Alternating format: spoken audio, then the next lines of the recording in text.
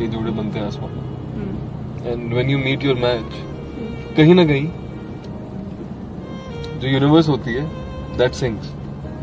Universe گاتی ہے اور یونیورس میوزک پلے کرتی ہے. تو مجھے لگا کہ کہیں نہ کہیں میوزک پلے ہوا جو کہ اگنور کر دیا میں نے, لیکن مجھے لگا کہ میوزک پلے ہوا.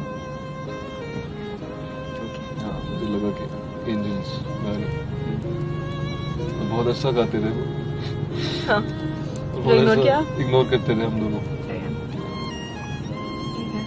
ون فائن ڈے نہیں کر سکے کیونکہ اینجلس پھر میٹل گانے لگے تھے کہ اب تو سن لو, اب تو سنو.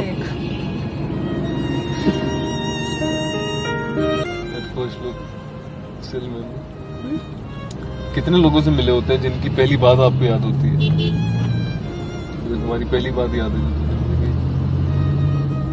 کہاں کھڑی تھی, کیا کر رہی تھی ابھی آپ.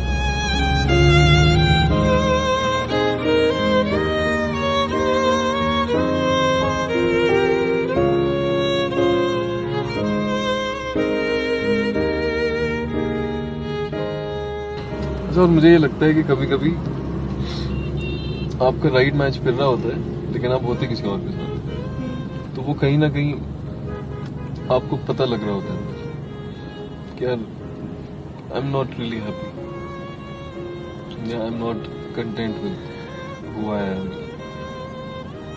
جو بھی ریلیشن شپ.